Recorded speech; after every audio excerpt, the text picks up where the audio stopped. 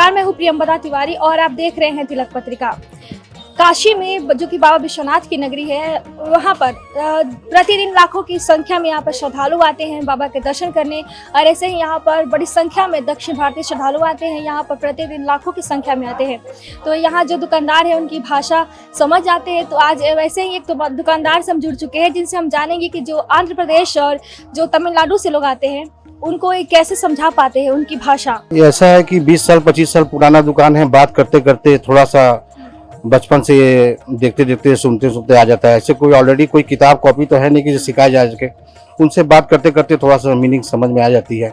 ऐसे यहाँ पे तमिलनाडु बहुत अधिकतर आते हैं। केदार गौरी केदारेश्वर टेम्पल है, इसको मिनी क्षेत्र तमिलनाडु कहते हैं। और गुंटूर के आंध्रा वाले भी आते हैं इस क्षेत्र में, अच्छे खासे यात्री आते हैं।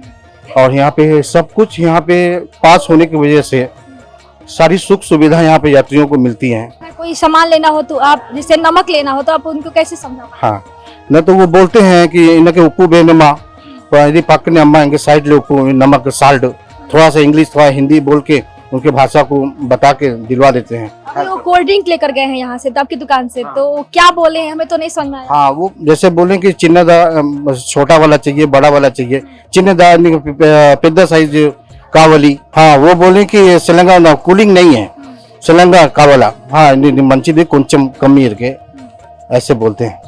मिल्क दूध को पाल बोलते हैं। हाँ, इनके बेनुमा। हाँ, शक्कर को शक्कर, चावल को राइस बोलते हैं, राइस बोलते हैं। हाँ, ऐसे ही।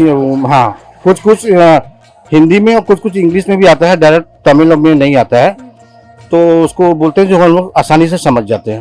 प्रतिदिन कितने श्रद्धालु यहाँ आपकी दुकान पर आ जाते हैं? ऐसे तो अच्छे खासे यात्री आते हैं।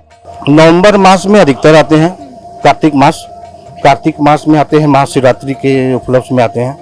और तो अभी आपने सुना, हमारे साथ अभी दुकानदार थे जो उन्होंने बताया कि ये जो क्षेत्र है मिनी दक्षिण भारत के नाम से जाना जाता है। और ये जो क्षेत्र है केदारेश्वर खंड में आता है, केदार खंड में ये जो क्षेत्र स्थित है। तो यहाँ पर बड़ी संख्या में जो दक्षिण भारतीय श्रद्धालु आते हैं और नवंबर महीना में बड़ी संख्या में आते हैं। इसी के साथ में प्रियंवदा तिवारी, देखते रहिए तिलक पत्रिका।